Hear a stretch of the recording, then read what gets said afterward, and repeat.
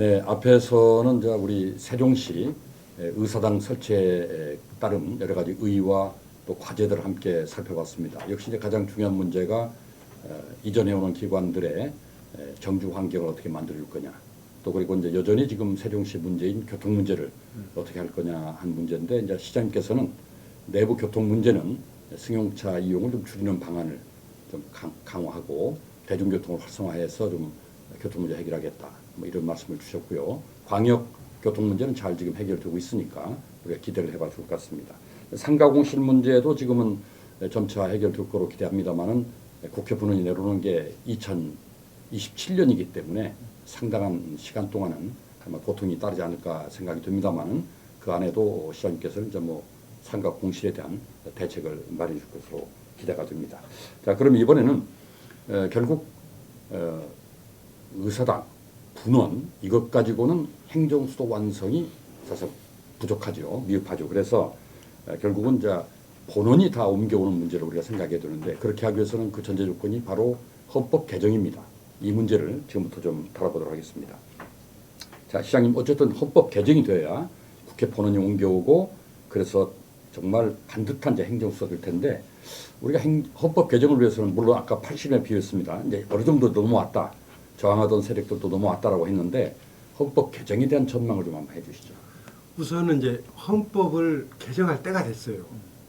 우선은 이제 한 세대를 대개 20년에서 30년 이렇게 보잖아요. 그런데 우리가 헌법 개정된 게 87년도 헌법입니다. 네. 87년도에 개정되고 나서 벌써 33년 넘었죠? 34년이 지났죠. 그런데다가 87년도 헌법 개정할 때 헌법의 전 조문을 놓고 고쳐야 될 것들을 다 찾아서 개정한 게 아니라, 그때는 이제 직선제 개헌 문제 때문에 워낙 급히하다 보니까 실은 지금 현재 우리가 쓰고 있는 헌법이라는 게 지금 5국하고 헌법이 그대로 있는 것이 그렇죠. 대부분입니다. 네. 그래서 물론 이제 그때 당시에는 우리 이제 헌법학자들이 뭐 나름대로 잘 준비해서 했겠지만, 지금 이제 시대 상황이 많이 바뀌었거든요. 많이 바뀌어서 개헌이 필요한 시점이 와 있다.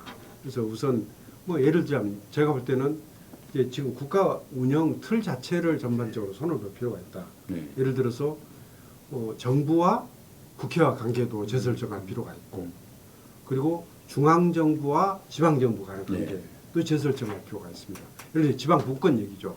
모든 것을 지금 중앙정부가 다 책임지는 그런 구조가 하다 보니까 지방정부 온갖 일에 중앙정부가 다 간섭하는 그런 구조가 되겠다. 또 하나는 청와대와 내각 간 관계도 좀 조정을 할 필요가 있겠다. 지금은 모든 책임이 다 대통령한테 가 있고, 그래서 이제 대통령과 내각 간의 관계도 좀 조정할 필요가 있겠다.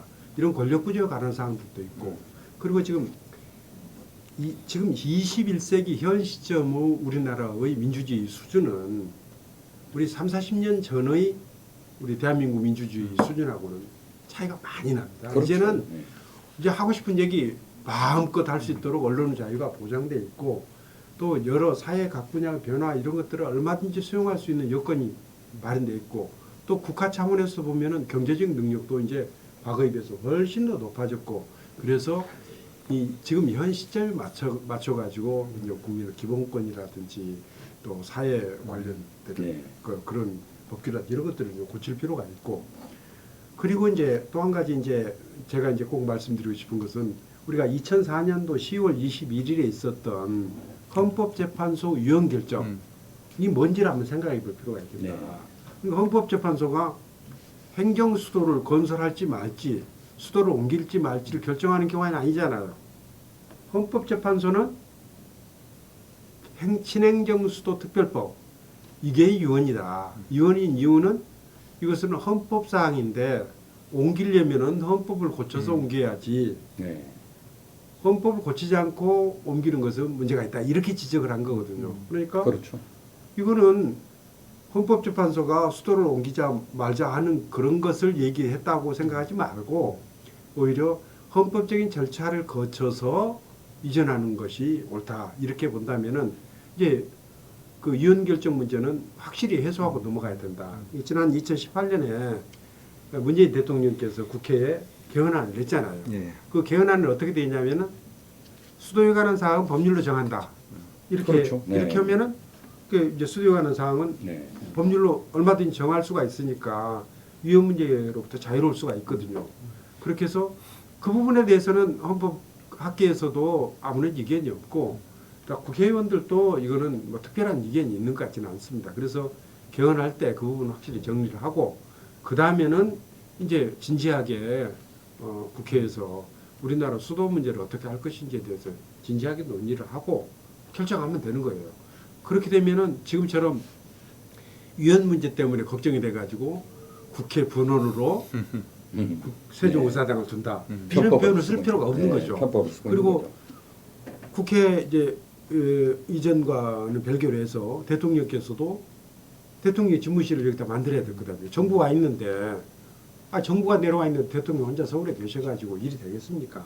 여기 대통령 집무실을 만들어야 되거든요. 근데 이거 만들려고 하니까 위헌 문제를 지적한단 말이에요. 그래서 못 만들고 있는 거거든요. 그래서 이것도 역시 위헌 문제가 정리가 되면은 청와대 옮기는 것도 별 문제가 아니고 대법원이나 헌법재판소나 선거관리위원회나 이런 기관들이 서울에 있을 필요 뭐가 있습니까? 그래서 그야말로 우리나라가 미국의 워싱턴과 뉴욕과 같은 그런 형태로 서울과 세종이 수도 역할을 나눠서 서울은 경제 문화 수도로 가는 것이고 그리고 정치 행정의 수도는 세종으로 만들고 원래 처음 구상했던 대로 그대로 가자는 얘기죠. 그러려면은 개헌이 반드시 필요하다. 그래서 그렇죠. 이제 지금부터는 이제 개헌 운동을 좀 해야 됩니다. 우리가. 우리 이제 학자로서 이제 개헌 문제에 대해서 좀 방법을 알려주셔야겠는데 최근에 그래도 이제 고무적인 것이 세종의사당 설치 법안을 합의하면서 국민의힘 김기현 대표가 국회 이전 문제까지 깊이 고민해 준다는 상당히 그 전향적인 발언을 했단 말이죠. 근데 그런 야당의 어떤 그 이제 동의를 얻어내면서 이 헌법 개정이 가능할 건지 한번 좀 말씀을 해주시죠. 지금 이번에 이제 국민의힘 경선 과정을 보니까 또 그 후보들 중에 일부는 세종으로 이제 모든 것을 옮겨야 된다. 특히 이제 하태경 의원 같은 경우는 이제 그렇게 주장을 하시더라고요. 그러니까 이미 야당에서도 이제 그 부분에 대해서는 일정 부분 동의를 하는 것 같아요. 그래서 지난번 대선 때도 사실은 개헌 문제가 모든 후보들의 공약이었어요. 근데 그것이 이제 지켜지지 않았고 이번에 하게 되는데 뭐든지 한 번에는 안 되는 것 같아요. 이제 2번 정도 공약 해서 약속을 하면 아마 이번 대선이 끝나고 나면 다음에는 이제 가능할 것이다. 저는 그렇게 보고 있고요. 아까 우리 시장님께서는 이제 그런 뭐 정치적인 문제 또 뭐 일단 사회적인 문제 이런 걸 지적을 해주셨는데 저는 이제 이 지방자치를 이제 전공하는 학자 입장에서 지방 분권형 개헌을 해야 된다. 저는 이제 그걸 좀 말씀드리고 싶은 거예요. 지금 우리나라 헌법에서 이 조항 중에서 딱 2개 조항만 지방자치와 관련되는 그 조항입니다. 117조, 118조. 그 2개의 조항을 가지고서 지금 이제 지방자치를 이제 풀어가고 있는데 그래서 이것이 좋을 때는 그 2개 가지고도 가능해요. 근데 이제 우리가 아쉬운 소리 할 때 또 중앙에서 노를 할 때는 항상 근거가 없기 때문에 사실은 브레이크를 밟을 수 있는 거잖아요. 그래서 제가 봤을 때는 이제는 우리가 이제 지금은 이제 2바퀴로 가는 것 같지만 외바퀴로 가는 거하고 똑같은 거예요. 국가 운영 시스템이. 그래서 이제는 온전하게 자전거 앞뒤바퀴가 가듯이 이렇게 가기 위해서는 헌법도 평등해야 된다. 그래서 헌법 전문에 그러니까 지방자치 분권형 국가를 천명하는 그런 내용이 좀 들어가야 될 것 같고 그리고 헌법 내용의 조문에서도 제가 봤을 때는 최소한 3분의 1 이상은 지방자치 또 지방정부와 관련되는 내용들이 좀 포함이 돼야지만이 진정한 의미에서 헌법개헌이 그러니까 시대에 맞는 헌법개헌이 되는 것이 아닌가 하는 생각을 좀 해보고요. 그 다음에 이제 아까 그 권력구조 문제도 잠깐 말씀을 해주셨는데요. 저는 이제는 이제 충분히 논의할 때가 됐고 지금 이제 대통령 중심제의 폐해가 너무 크다는 것은 양쪽에서 다 알고 있어요. 이게 그쪽에 이제 모든 것이 이제 쏠리기 때문에 그것을 바꾸지 않으면 더 이상 이 소모적인 이런 정쟁에서 우리가 헤어나지를 못하거든요. 그래서 중임제로 가든 아니면 영국과 같은 의원 내각제로 가든 이제는 가부간의 결단을 해야 되는데 이것이 이제 국회에서 결정을 하다 보니까 맨날 싸워서 안 되는 거잖아요. 그러니까 좀 특단의 조치가 좀 필요할 것 같아요. 그러니까 헌법 개헌 문제는 물론 국회에서 최종적으로 승인을 하지만은 그러나 이것은 좀 뭐 이 국민총회라고 그럴까요? 아니면 국민들이 좀 이렇게 지금 이제 이런 그 우리가 이제 IT나 이런 것들이 잘 발달이 되어 있으니까 이런 것을 좀 동원해서 모든 국민들의 참여 속에서 개헌이 좀 이루어지면 좀 더 합리적인 방법으로 이루어지지 않을까 하는 생각을 하고 있습니다. 그래서 일단 이번에 선거에서는 모든 후보가 좀 개헌안에 대해서 좀 공약화해 주시고 그러고 나서 그 방법론에 대해서는 끝나고 나서 진짜 많은 국민들이 참여하는 과정 속에서 그것이 결정될 수 있도록 우리가 함께 노력을 해보면 어떨까 하는 생각을 해봅니다. 지금 이제 그 다들 이제 왜 개헌 문제에 대해서 예민하게 생각을 하냐면은 그 권력 구조 때문에 그렇습니다. 아, 그럼요. 권력 네. 구조 때문에. 네. 그런데 실은 권력 구조 말고도 고쳐야 될 것들이 굉장히 많단 말이죠. 예를 들자면은 지금 지방자치 관련해서 말씀을 해주셨는데 두 개 조문인 것이 그것도 문제지만 그것밖에 안 되는 것도 문제지만 가장 큰 문제는 뭐냐면은 국가의 역할하고 지방정부 역할을 구분을 안 해놨어요. 그러니까 이제 주민복리에 관한 사무를 담당하게 하기 위해서 지방자치단체를 둔다 이렇게 했는데 그리고 나서 이제 법률에 의하지 아니하고는 국민들의 권리를 제한하거나 의무를 부과할 수 없다 이랬단 말이죠. 근데 그 법률에는 자치법규가 해당이 안 돼요. 그렇죠. 예. 그러니까 우리나라 보면은 대도시가 있고 중소도시가 있고 농촌이 있고 그런데 다 상황이 다 다르잖아요. 그렇죠. 다 다른데 국가에서 정하면은 하나의 잣대로 모든 국민을 평등하게 돼야 될 거다 아닙니까? 그러니까 하나의 기준을 만들어 갖고 적용을 하려고 보니까 현장에서는 맞지가 않는 거예요. 대도시에 맞게 만들어 놓으면은 지방에서 안 맞고 지방 기준으로 만들어 놓으면 대도시에 안 맞고 그러잖아요. 이런 것들을 그러면은 현장에서 각각 달리 적용해도 아무런 문제가 없는 것들 있잖아요. 이런 것들을 각각 정할 수 있게끔 하면 된단 말이죠. 근데 각각 정하는 것을 지방정부가 정하면 된단 말이죠. 예를 들어 우리 아이들이 많고 젊은 도시란 말이에요. 그러면은 이거는 특히 이제 교통 안전 문제라든지 이런 것을 좀 더 강화할 필요가 있어요. 그러면 이거를 우리 나름대로 정할 수 있어야 된단 말이죠. 정할 수 있어야 되는데 그렇죠. 법률에 의하지 않냐고는 못 정한단 말이에요. 그럼요. 네. 물론 법률이 위임이 있으면 할 수가 있는데 이 법률이 위임이 있기 전에는 할 방법이 없는 거예요. 그러니까 이런 것들을 예를 들자면 이런 것들을 지방정부의 권한으로 지방정부의 역할로 이렇게 정해놓으면은 그거는 국가에서 굳이 관여할 필요가 없단 말이죠.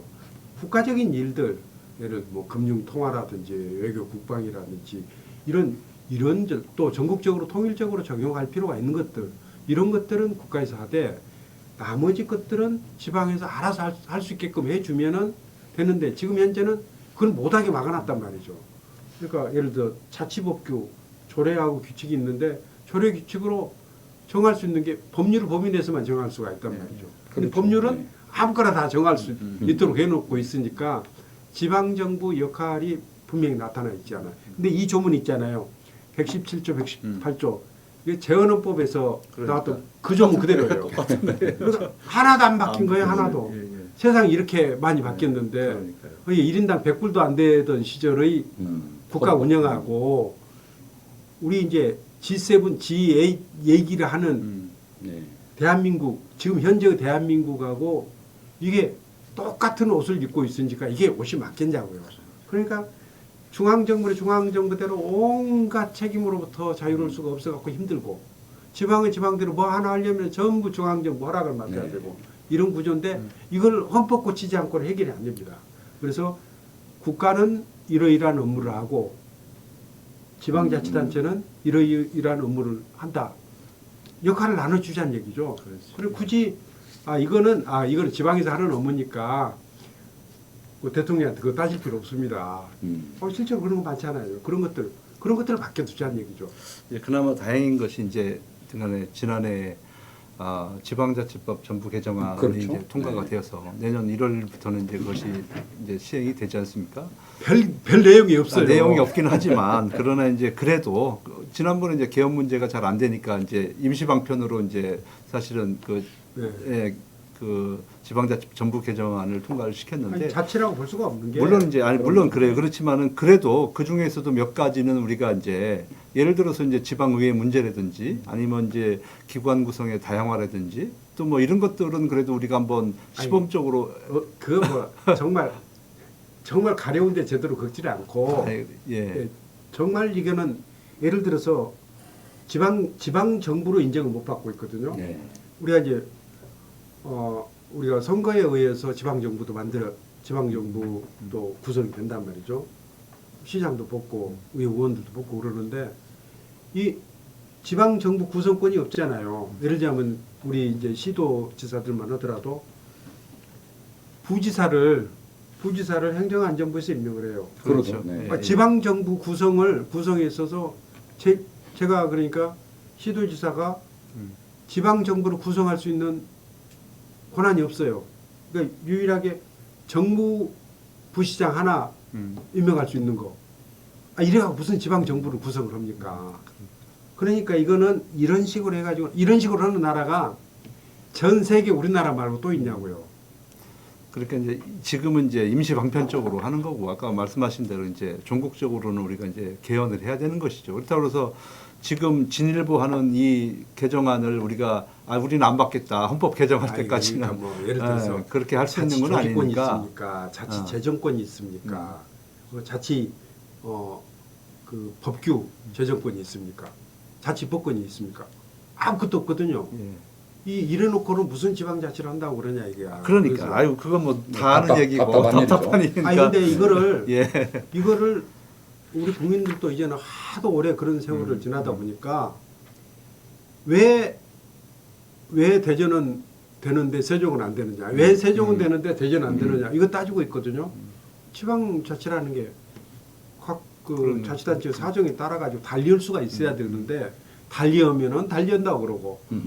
그러니까 이게 모든 책임이 그래서 전부 정부한테 가는 겁니다. 뭐가 우리 저 동사무소에서 민원 서류 좀 늦게 떼어준다고 청와대에다 청원 넣잖아요.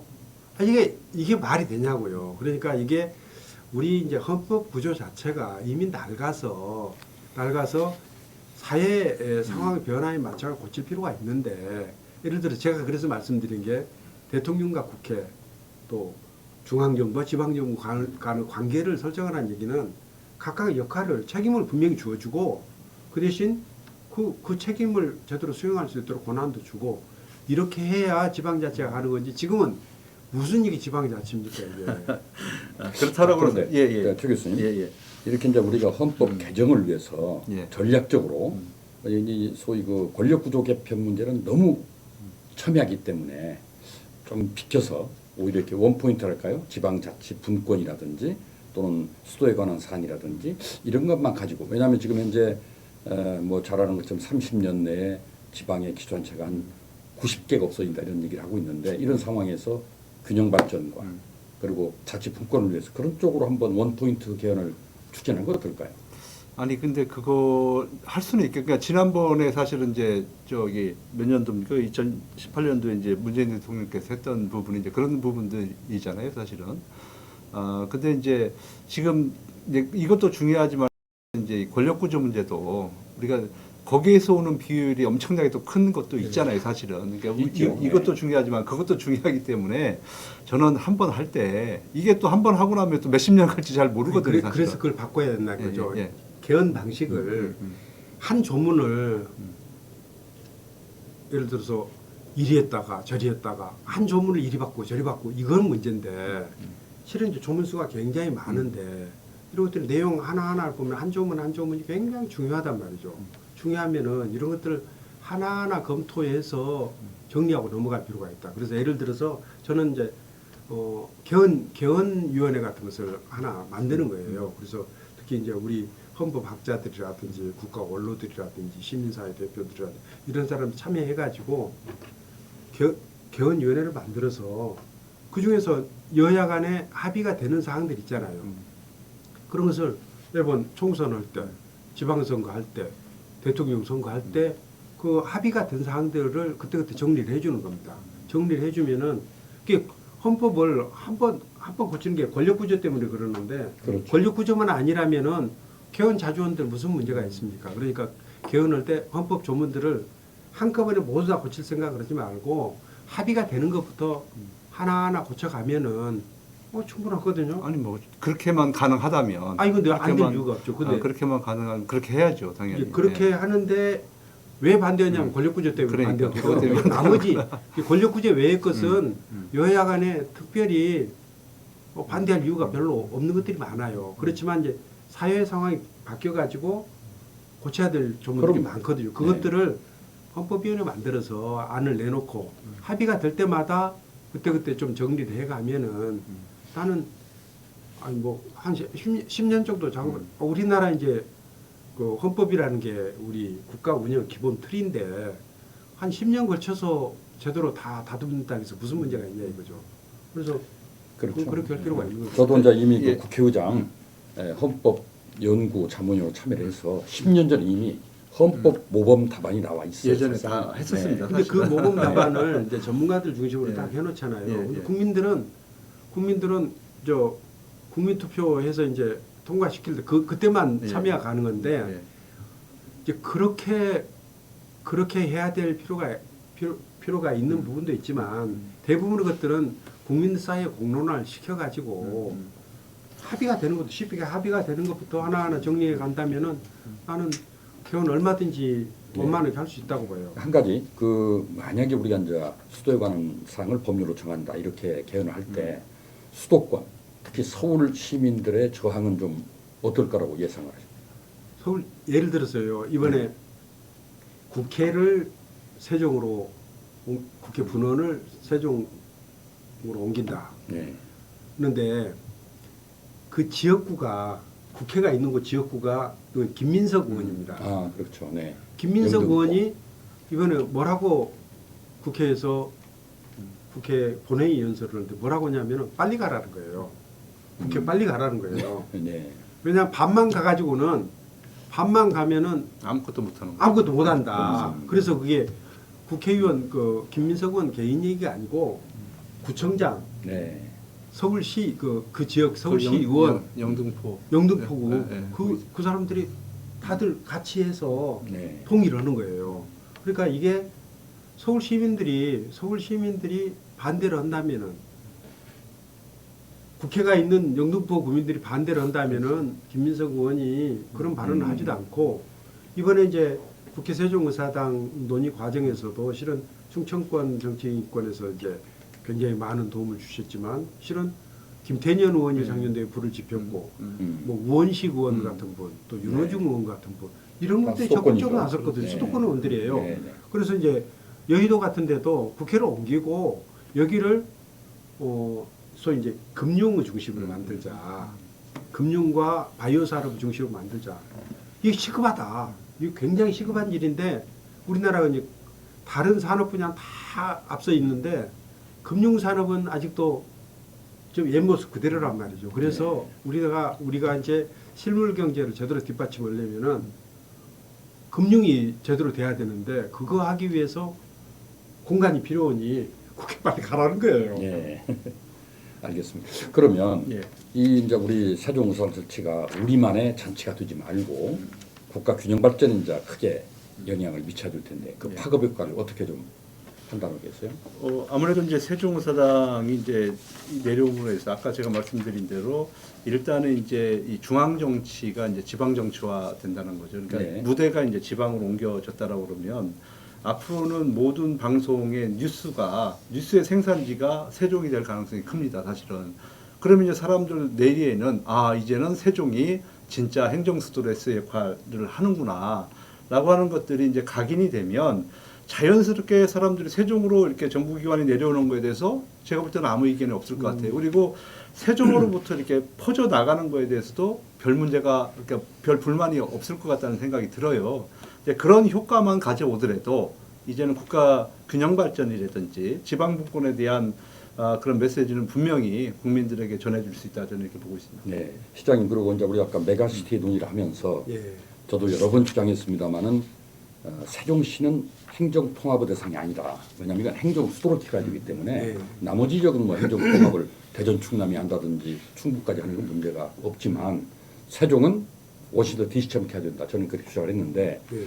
그러면서 이제 메가시티 논의를 하시면서 이제 특별 행정청 설립에 관해서 말씀했단 네, 말이죠. 이각 그저 우리 그 광역단체 관련 조직들을 모아가지고 예. 그게 현행법상 가능할지 한번 그 말씀을 좀 해주시죠. 이번에 이제 지방자치법이 개정돼서 특별 행정청을 만들 수 있도록 돼 그렇게 돼 있죠. 있으니까 네, 네.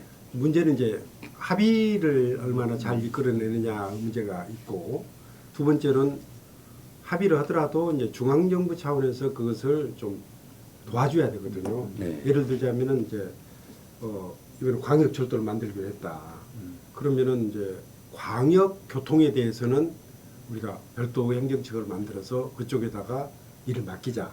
그러면 이제 4개 시도에서 담당하고 있는 그 광역교통과 관련된 조직, 인력, 예산을 그쪽 주는 거예요. 주어서 그쪽에서 하게끔 만들고 그러면은 그것만 가지고는 시너지를 내기가 어려우니까 그 대신 중앙정부에서도 우리 예를 들어 지방에서 예를 들어 1조 원 정도씩 예산을 확보를 했다. 그러면은 중앙정부에서도 거기에 상응하는 만큼의 지원을 해서 이걸 좀 촉진을 시켜주는 거죠. 이제 그렇게 이제 그런 방식으로 한다면은 나는 좀 한번 해볼 만하다.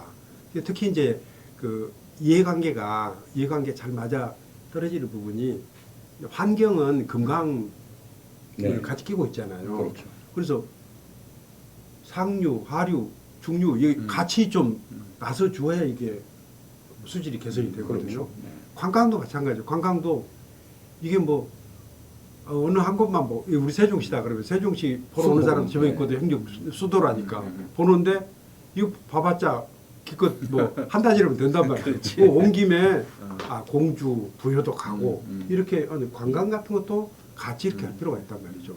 그래서 이제 이런 것들을 우리가 쉽게 합의할 수 있는 것을 우선 좀 찾아가지고 그것을 중앙정부 좀 지원을 받아서 좀 적극적으로 추진하면은 메가시티 논의가 이거 해보니까 이거 괜찮더라. 네. 해보니까 좋더라. 이래야 이게 이제 점차 확산되고 그러는데 다짜고짜 이제 행정통합이라는 이게 이제 양가가 우리 결혼합시다 뭐 이렇게 되는 거란 말이죠. 근데 갑자기 결혼하자. 갑자기 결혼을 하면은 우리 신혼집은 어디로 정할 것인지 결혼 날짜를 어디로 할 것인지 뭐 정해야 될 것들이 굉장히 많잖아요. 근데 그런 것들이 다 정해지기 전에는 쉽게 결론이 안 나요. 그러니까 사귀면서 우선 먼저 같이 할 수 있는 것부터 먼저 좀 해보자. 그래서 이제 먼저 하면서 한편으로는 그 진행하면서 또 다른 한편으로는 그런 이제 행정 통합에 필요한 절차들을 또 밟아가는 거. 그나 그렇게 하는 것이 순서지. 다짜고짜 그냥 결혼식 날짜부터 잡고 이렇게 하는 게 지금 가능할까 싶어요. 그래서 대구 경북도 지금 주춤한 거고요. 현실적으로 굉장히 어려워요. 어려워요. 광주 대구를 경남도? 중심으로 할 거냐, 경북을 중심으로 글쎄요. 할 거냐. 네. 당장 이 문제부터 걸리고요. 네. 잘 안 됩니다. 그게. 자, 이제 시간이 많이 돼서 마무리를 좀 해야 될 시간 같습니다. 세종의사당은 이제 행정수도 완성을 하면 마중물이라고 저는 생각합니다. 한 7부 능선 정도 넘었는데 앞으로 정말 행정수도 완성을 위해서 충청권이 공동으로 노력해야 될 부분 우리 최 교수님부터 먼저 말씀을 좀 해주시죠. 지금 이제 대선 시즌입니다. 어쨌든간에 이제 지역을 변화시키기 위해서는 지역의 이슈를 전국적으로 공론화시키는 게 필요하다. 그래서 지금 이제 세종시에서도 공약을 좀 준비하는 걸로 알고 있습니다. 또 대전에서도 이미 이제 발표를 했고 그래서 이제 그런 것들을 우리 광역 차원에서는 준비를 해서 좀 전국적으로 좀 이슈화시킬 필요가 있을 것 같고요.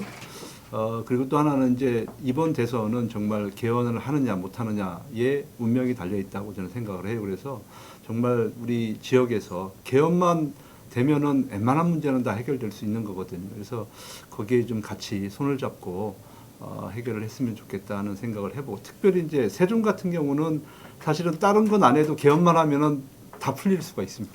사실은 다 풀릴 수가 있어요. 그래서 개헌될 수 있도록 각 후보들에게 좀 저희가 준비한 자료들 많이 좀 주고 이렇게 좀 공을 좀 들여보면 어떨까 하는 생각을 해봅니다. 네. 시장님 애쓰셨는데 이제 정말 진정한 행정수도로 가기 위해서 우리가 어떤 노력을 앞으로 해야 될 것인지 다짐을 좀 말씀해 주시죠. 이제 두 가지 말씀을 좀 드리고 싶은데요. 첫째는 국회 세종의사당 다 됐다고 생각하거든요. 아직 시작도 안 했어요. 그렇죠. 이제 그래서 이제 시작이다. 그래서 앞으로 해야 될 일이 굉장히 많은데 또 악마는 좀 디테일이 있다고 그러잖아요. 그럼. 근데 추진 과정에서 여러 가지 변수가 있을 수가 있으니까 계속 관심 가지고 지켜볼 필요가 있다 하는 얘기고요. 두 번째로는 지금 행정 중심 복합도시 세종은 미완성 도시입니다.